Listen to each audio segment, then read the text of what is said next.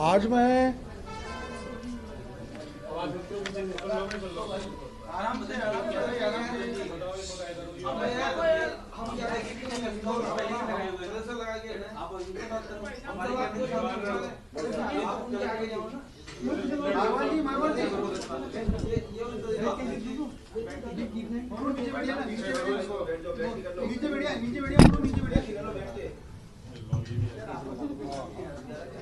जगह छोटी पड़ गई, फिर भी अब बड़ी जगह रखा था। आपको अपने हिसाब से सब बात रहेगा, मतलब क्या हम तो बोलते थे खड़े जल्दी आओ। नहीं, इसका मतलब ये है कि हम आगे आते हैं। अच्छा स्टार्ट कर दो। देखो यार, सब व्यवस्था सब बढ़िया कर दो। साइड को जो कोई बात नहीं, थोड़ा साइड साइड को लेने साइड को पीछे वाले बैठना नहीं, मैं बैठा तुम आगे बढ़ना, तुमको तो आया बाद में मैं खड़ा हूं तो क्या हुआ, तो मैं गलत आ गया है ना? नहीं गलत कोई नहीं है। स्टार्ट कर दो। नहीं वो आपके पास 10 मिनट और भी तो व्यवस्था करके बैठे।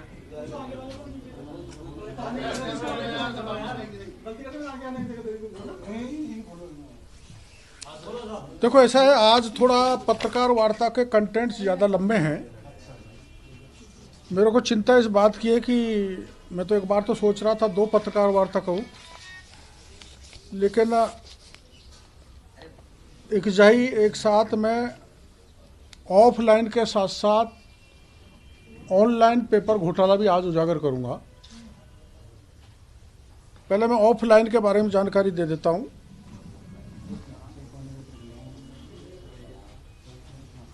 आपको पता है कि वरिष्ठ अध्यापक भर्ती परीक्षा का पेपर लीक हुआ है, जो मैंने बताया आरपीएससी से लीक हुआ है। और जो कांस्टेबल भर्ती परीक्षा पेपर लीक हुआ था, अगर एसओजी उसकी जांच ढंग से करती या सीबीआई की जांच दी हुई होती तो ये पेपर भी लीक नहीं होता। मैंने पुलिस सिपाही का पेपर लीक प्रकरण की भी पत्रकार वार्ता की थी, जिसमें प्रमाण सहित बहुत खुलासे किए थे, किंतु एसओजी उस पर एक कदम आगे नहीं बढ़ी। उसकी जानकारी मैं देना चाहता हूं आपको। कांस्टेबल लीक प्रेस वार्ता में मैंने ऑनलाइन परीक्षा का आयोजन करने वाली टीसीएस कंपनी के राजस्थान हेड भुवनेश भार्गव की भूमिका का खुलासा किया था। बहुत सारे प्रमाण दिए, परंतु एसओजी ने भार्गव के खिलाफ कोई कार्रवाई नहीं की, बल्कि जो तथ्य और प्रमाण मैंने दिए थे उस पर पर्दा डाल दिया। अगर उस समय एसओजी भुवनेश भार्गव से कठोरता से पूछताछ करती तो सुरेश ढाका का नाम उसी समय सामने आ जाता। एसओजी के जांच अधिकारियों ने, जिसमें मैं नाम बता सकता हूं, छुपाऊंगा नहीं, सीआई मोहन पोसवाल ने सुरेश ढाका और उसकी टीम से 50 लाख रुपए लेके उसको बचाने का काम किया। इसका प्रमाण मैं पुलिस को दे दूंगा, जो अभी पुलिस जांच कर रही है। सुरेश ढाका का नाम विकास अधिकारी की परीक्षा में आया था।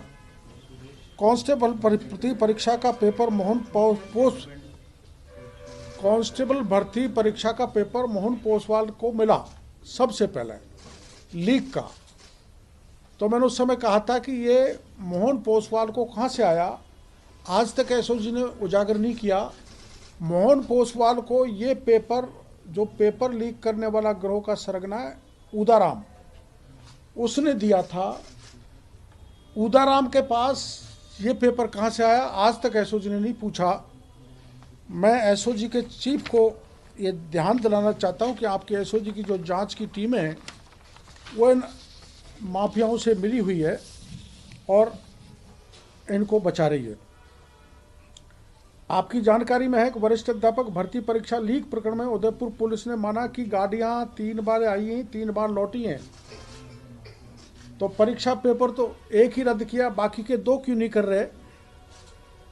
मैं एक वीडियो आपको दूंगा जिसमें बुद्ध नारायण प्रजापत निवासी एचेड़ थाना चौथ का बरवाड़ा जयपुर में 3rd ग्रेड का वरिष्ठ अध्यापक का पेपर पढ़ा रहा था 21 दिसंबर में।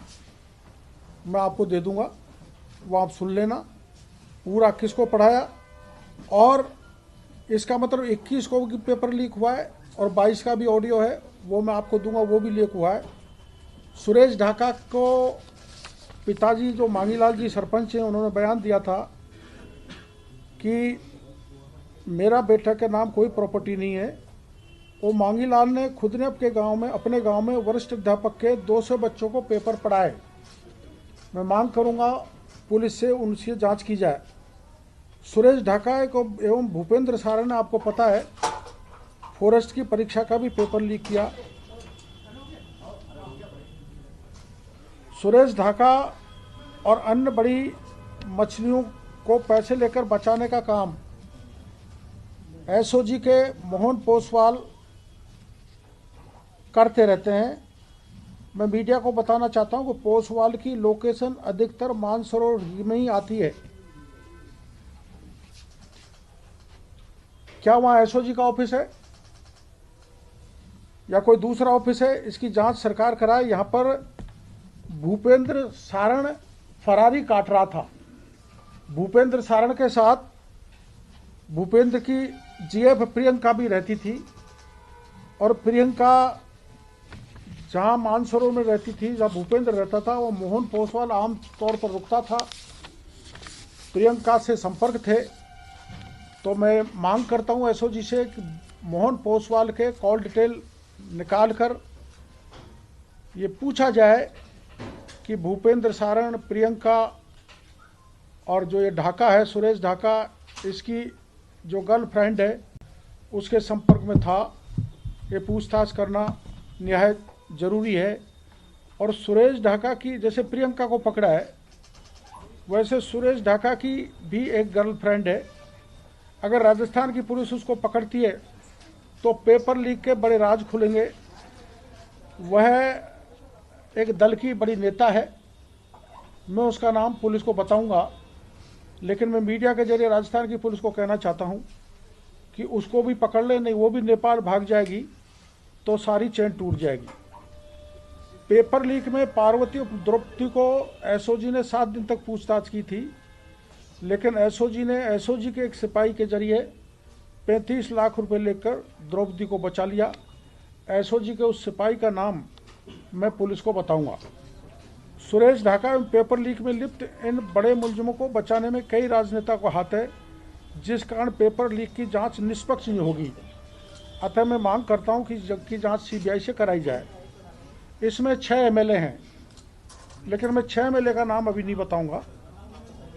एक पूर्व विधायक है, एक मंत्री का पीए है, और जयनारायण व्यास विश्वविद्यालय के पूर्व छात्र संघ का अध्यक्ष भी इसमें लिप्त है। सुरेश ढाका की गर्लफ्रेंड भी इसमें लिप्त है। विधायकों का नाम अभी उजागर करना ठीक नहीं, किंतु राज्य के एक मंत्री सुखराम बिश्नोई के पीए मनोहर इस पेपर लीक में लिप्त हैं। ये मनोहर पहले रीड पेपर में भी लिप्त था, लेकिन सुखराम बिश्नोई को शायद इसकी जानकारी नहीं है, मैं कंफर्म कह सकता हूँ। सुखराम बिश्नोई का पीए जो है मनोहर की जांच अगर सुखराम जी करेंगे और पुलिस करेगी तो ये दोषी पाया जाएगा। आरपीएससी के 2018 के बाद जितने भी पेपर हो रहे हैं वो सारे लीक हो रहे हैं। आरपीएससी में बैठा एक व्यक्ति ये काम लगातार कर रहा है, परीक्षा के पेपर लीक कर रहा है। आरएस 2018 किया, आरएस 2021 किया, सब इंस्पेक्टर 2021 का पेपर लीक किया, और आरपीएससी का टीचर का पेपर भी अब लीक हो गया। वो व्यक्ति उसका नाम डैश डैश डैश यादव है। आरपीएससी में ऐसे 3 यादव हैं। ये यादव अलवर का है, मैं नाम इसलिए उजागर नहीं करूंगा, पर ये यादव है और गोपनीय शाखा में है, मॉडरेटर टीम में है। तो इसको पुलिस तुरंत पकड़े, नहीं तो ये भी ढाका और भूपेंद्र की तरह गायब हो जाएगा। थोड़ी सी जानकारी मैं प्रक्रिया की देना चाहता हूं। आरपीएससी ने पिछले साल अक्टूबर के तीसरे सप्ताह में करीब 1 दर्जन एक्सपर्ट को शिक्षक भर्ती परीक्षा का पेपर बनाने के लिए अजमेर मुख्यालय बुलाया था। विशेष रूप से बने पेपर रूम में एंट्री के पहले सभी एक्सपर्ट की जांच हुई कि इनके पास मोबाइल, रिकॉर्डर या अन्य कोई डिवाइस, पेन, कागज आदि तो नहीं है।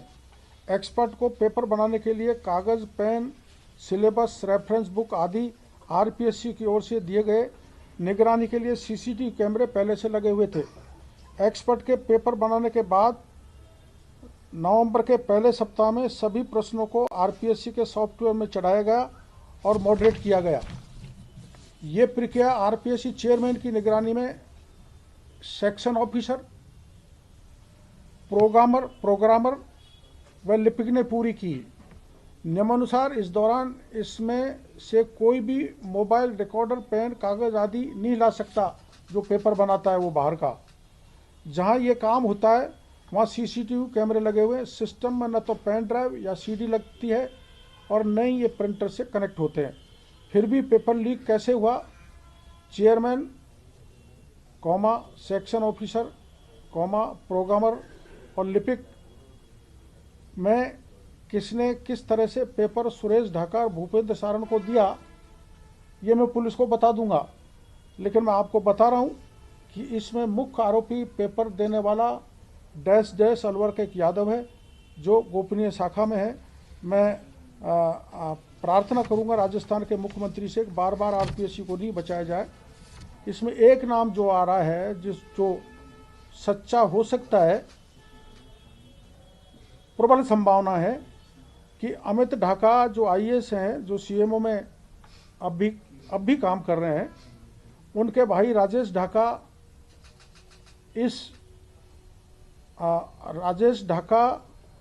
सुरेश ढाका के पार्टनर हैं इस अभियान में।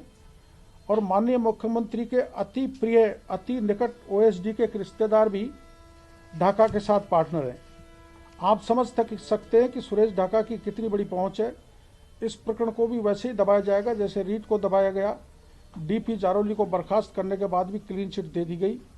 आरपीएससी इसमें पूरी तरह से इन्वॉल्व है, बड़े लोग इसमें इन्वॉल्व हैं। अतः मैं सीबीआई की जांच इसमें करता हूं। इसी तरह से सब इंस्पेक्टर परीक्षा 2021 के पेपर लीक के बड़े चौंकाने वाले प्रमाण मेरे पास आए, जिसकी मैं कल नहीं परसों ही पत्रकार वार्ता करूंगा। मैं सरकार से, माननीय मुख्यमंत्री से, माननीय आरपीएससी के चेयरमैन से निवेदन करूंगा कि सब इंस्पेक्टर पेपर लीक के इंटरव्यू 23 जनवरी 2023 से चालू हो रहे हैं, उनको स्थगित किया जाए। पहले मेरे पुख्ता प्रमाणों की जांच की जाए। ऐसे जो लाखों बच्चे हैं उनके भविष्य के साथ खिलवाड़ नहीं की जाए। ये कौन बात कर रहे हैं? अब ऑनलाइन पेपर लीक का प्रकरण मैं आपको बताना चाहता हूं। ये बहुत महत्वपूर्ण है। अपन समझ रहे थे ऑफलाइन में ही गड़बड़ हो रहा है, ऑनलाइन में इससे 10 गुना गड़बड़ हो रही है। थोड़ा टाइम लेंदी है, सार को गहिले थोता देवड़ा, ऐसा कर लेना आप। मैं बता देता हूं। ऑनलाइन परीक्षा में राजस्थान में बड़े स्तर पर धांधली हो रही है। सुरेश ढाका ऑफलाइन परीक्षा का ही नहीं, ऑनलाइन परीक्षा का धांधली का बेताज बादशाह है। सुरेश ढाका का लगभग सभी कंप्यूटर लैबों में संपर्क था एवं अपनी राजनीतिक पहुंच से इन लैबों से अच्छे संबंध हो गए थे। सुरेश ढाका अपने पार्टनर महेंद्र बिश्नोई, जो आईटी हैकर है, को हैकिंग के लिए लैबों में संपर्क कराता था। महेंद्र बिश्नोई ने हैकिंग का कोर्स गुड़गांव एक चाइना से किया है, जिसकी ट्रेनिंग ढाका ने दिलवाई थी। महेंद्र बिश्नोई का संपर्क विदेश के हैकर से भी है। सुरेश ढाका के टीसीएस एजेंसी के राजस्थान हेड भुवनेश भार्गव से विशेष संपर्क हैं और अच्छे रिश्ते हैं। उसके दोस्त हैकर महेंद्र बिश्नोई को टीसीएस में गुड़गांव में जॉब दिलाया था। सुरेश ढाका के, मैंने आपको बता दिया, नेताओं से बड़े संपर्क हैं। सीएमओ तक पैठ है। आपको जानकारी है सबको कि सुरेश ढाका के दोस्त हैकर महेंद्र बिश्नोई की मदद से 2019 में यूथ कांग्रेस के चुनाव में हैक कर सुमित भगासरा, जो कि अशोक गहलोत गुट के हैं, को जिताया था। इसके विरोधी मुकेश भाकर जो कि सचिन पायलट गुट के हैं उसको हराया था। यह पूरे मीडिया में छपा था।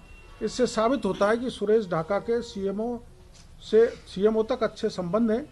इसके अलावा मंत्री विधायक जो मैंने आपको नाम बाद में बताऊंगा उनसे विशेष संपर्क हैं। सुरेश ढाका पर बॉम्बे में मनी लॉन्ड्रिंग का मुकदमा दर्ज हुआ था। उसके बाद 2016 में राजस्थान आ गया। तो संदिग्ध करैक्टर वाला व्यक्ति 2016 से राजस्थान के बेरोजगारों के पेपर ऑफलाइन ऑनलाइन लीक करके लूट रहा है। टीसीएस कंपनी के राजस्थान हेड भुवनेश भार्गव की भूमिका सदैव संदिग्ध रही है। कोटा के रहने वाले हैं। दिल्ली पुलिस भर्ती परीक्षा 2020 में कोटा के परीक्षा केंद्र ओम कोठारी कॉलेज ऑनलाइन परीक्षा सेंटर था। इस एक ही सेंटर से 226 अभ्यर्थियों का चयन दोषपूर्ण कराया था, जिसकी जांच सीबीआई द्वारा की जा रही है।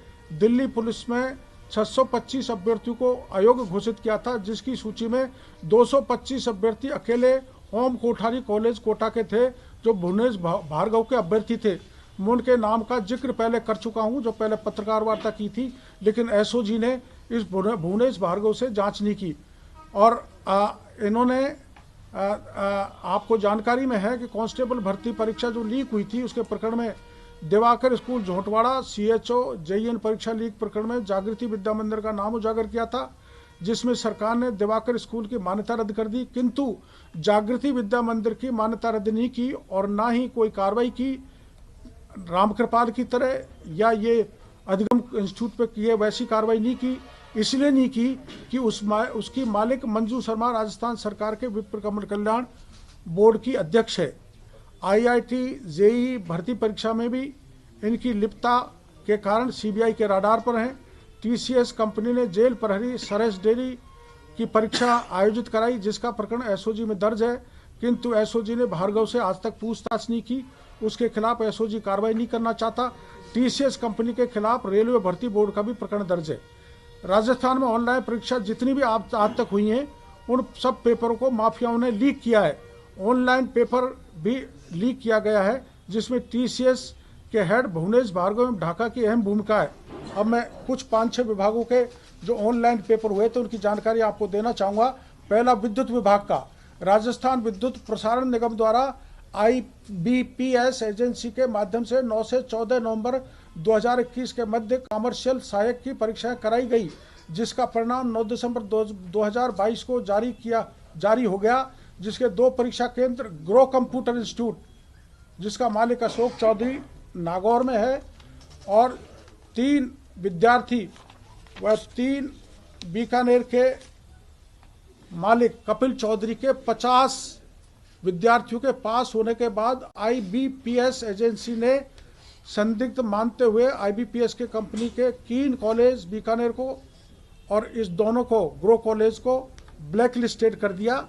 ये 53 विद्यार्थी जो ऑनलाइन फर्जी तरीके से पास हुए, इनकी जानकारी बिजली विभाग ने हाईकोर्ट को नहीं दी और 53 लोग हाईकोर्ट में गए और अभी कुछ दिन पहले हाईकोर्ट से आदेश करा लाए बिजली विभाग के नाम से कि इनको पोस्टिंग दी जाए, इनको ज्वाइनिंग कराया जाए।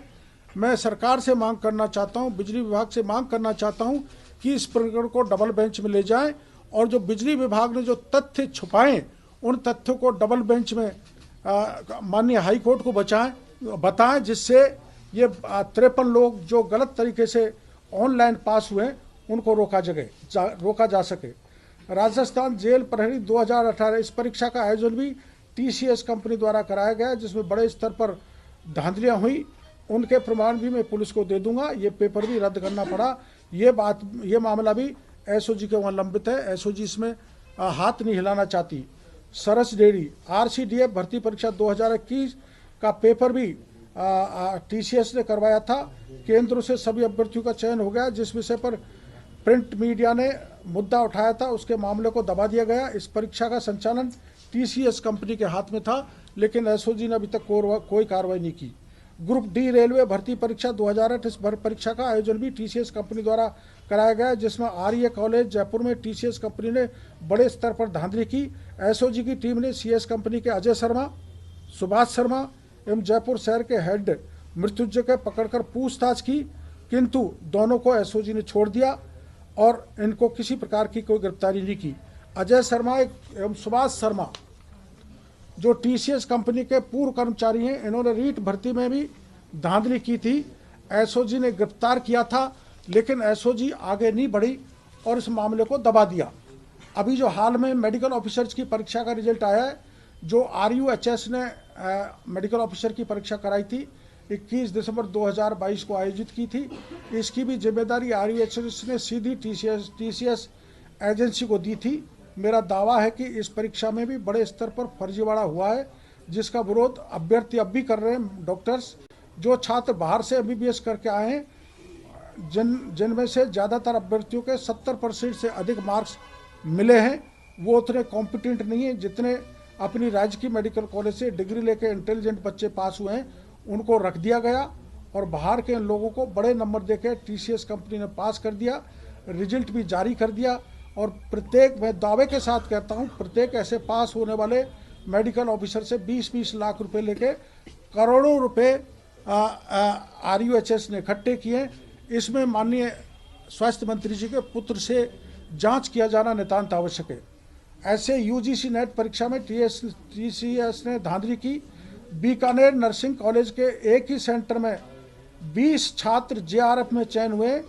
ये इस सेंटर पर भी बड़ा फर्जीवाड़ा हुआ और इस सेंटर पर भी होने वाले अन्य परीक्षार्थियों ने भी इसी प्रकार की धांधली कर रहे हैं। ये महत्वपूर्ण बात है, 20 छात्र पूरे देश में टॉप आए एक ही इंस्टीट्यूट के, तो इससे स्पष्ट होता है कि इन्होंने घोटाला किया है। कीन कॉलेज बीकानेर में है, बीकानेर में नर्सिंग कॉलेज है। ये दोनों कॉलेजों के मालिक पार्टनर हैं। जब किसी परीक्षा का सेंटर कीन कॉलेज में आता है तो नर्सिंग कॉलेज में सेंटर नहीं आता, और जब नर्सिंग कॉलेज में सेंटर आता है तो कीन कॉलेज में सेंटर नहीं आता। अर्थात दोनों मालिक मिलकर परीक्षाओं में ऑनलाइन परीक्षाओं में धांधली कर रहे हैं। ऑनलाइन परीक्षा, भर्ती परीक्षा में इन कंप्यूटर लैबों की भूमिका बता रहा हूँ मैं आपको, तो जरा सुनना। करीबन 1 करोड़ की लागत से कंप्यूटर लैब तैयार होता है। एक कंप्यूटर लैब का मासिक खर्चा 3 लाख रुपए महीने के करीबन है। जैसे 1.5 लाख किराया, 50,000 बिजली का बिल, 30,000 IT स्टाफ, 20,000 UPS का खर्चा, 50,000 स्टाफ का खर्चा।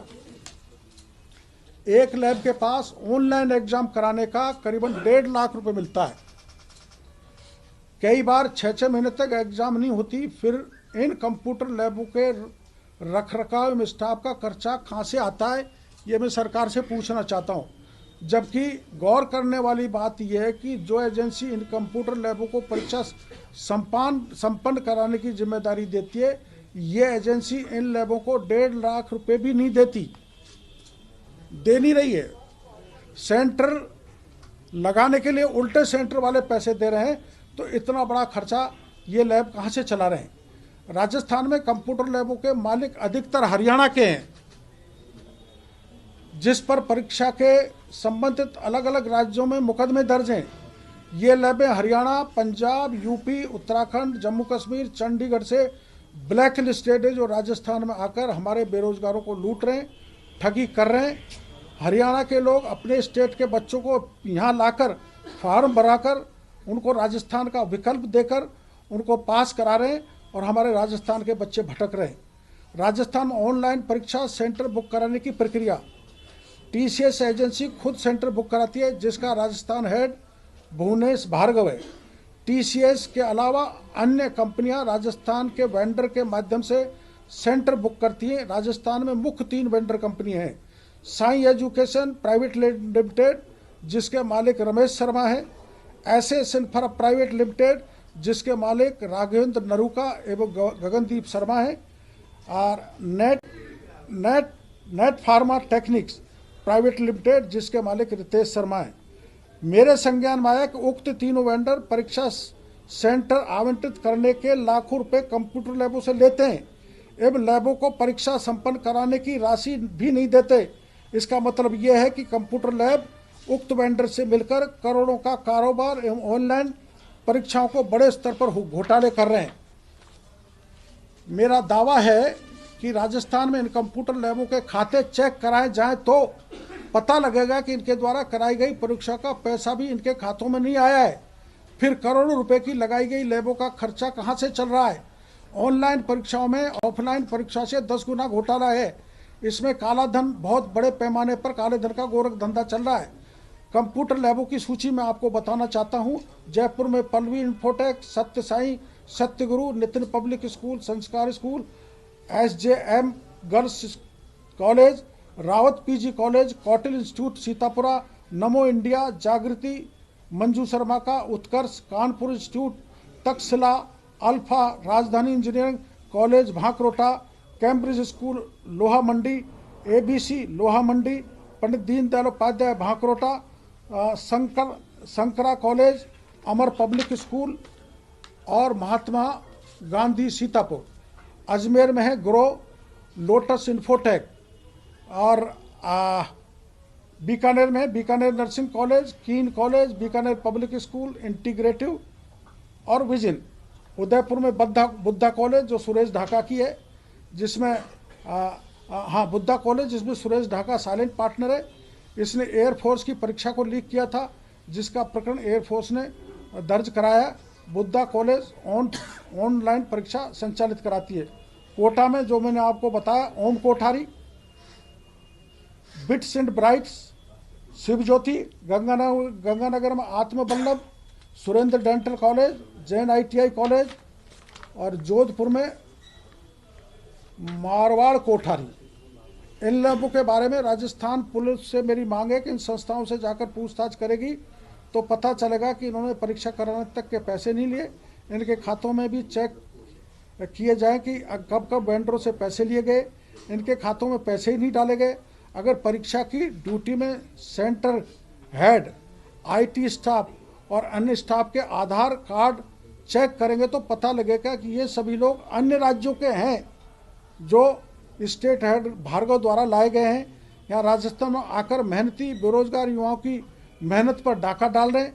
इनकी प्रॉपर्टी अगर देखोगे तो इनके पास लग्जरी मकान, लग्जरी होटल, लग्जरी गाड़ी, घर बार, लग्जरी लाइफ जी रहे हैं। जितनी भी ऑनलाइन परीक्षा कराई गई है उन सब का पेपर इस तरह से लीक हुआ है जो मैंने आपको बताया। अतः मेरी मांग है सरकार से कि ऑनलाइन परीक्षाओं की जांच भी CBI से कराई जाए। जी, एक सवाल था कि आप बार-बार प्रेस कॉन्फ्रेंस करते हैं, इतने सारे तथ्य भी करते हैं, SOG में जाके तथ्य बताते हैं, कोर्ट में जाते हैं तो आपकी CBI जांच की मांग को खारिज कर दिया जाता है इन तथ्यों पे। तो इन तथ्यों का महत्व क्या है? इसलिए मैं 19 जनवरी को हजारों बेरोजगार युवाओं को लेकर दौसा से जयपुर कूच कर रहा हूं और जो मैं बार बार मांग कर रहा हूं उसके लिए मैं हजारों युवाओं को लेकर, बेरोजगारों को लेकर स्थायी रूप से धरने पर बैठूंगा। जब तक बैठा रहूंगा जब तक सरकार राज्य के लाखों बेरोजगारों की इस मांग को नहीं मानेगी। डॉक्टर साहब, एक सवाल ये भी बनता है कि इतने मुद्दे आप उठा रहे हैं और इतने मामले शिक्षा माफिया के खास करके आपके नजर में सुझाव क्या है शिक्षा माफिया पे अंकुश लगाने का? सुझाव तो हमने मांग की थी, बेरोजगारों ने भी की थी कि सख्त कानून बनाया जाए।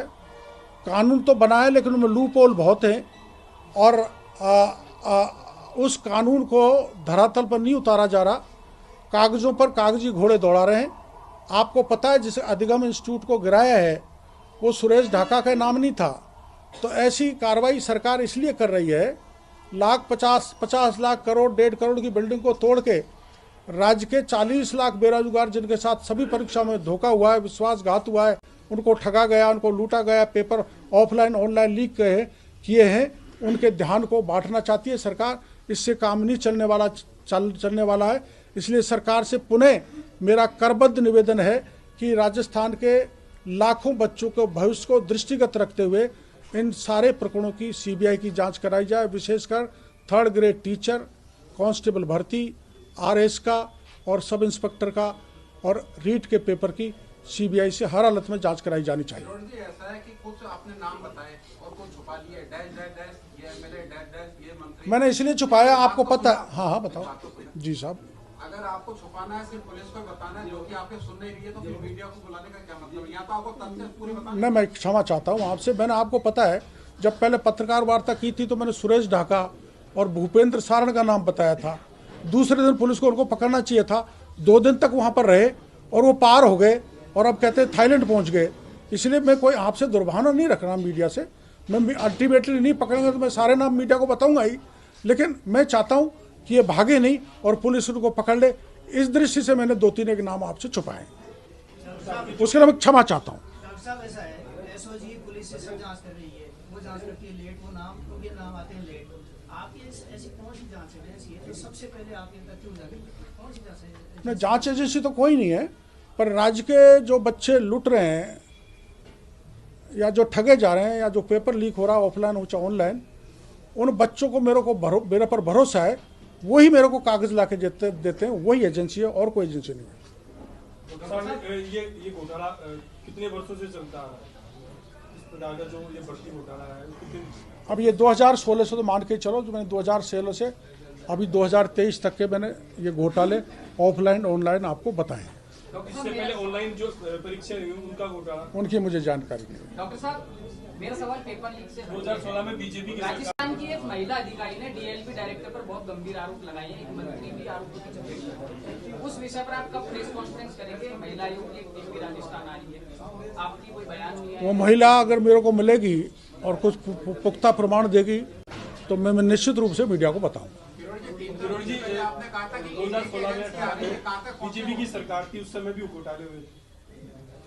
मैं बता रहा हूँ ना, 2016 सब तक हुए तो सारी जांच कराने। गहलोत साहब में अगर हिम्मत है तो दोनों राज्यों के लिए घोटाले की जांच कराई जाए, जो दोषी हो। आप विधानसभा में थे उस समय, हाँ? जब बीजेपी की सरकार थी ना, तब मैं बता रहा हूँ, मेरी जानकारी में नहीं आया था, अब मेरे जानकारी में आया, इसलिए मैं आपको बता सबसे जानकारी में आए ये मामले आपके। ये 2-3 साल से। हाँ,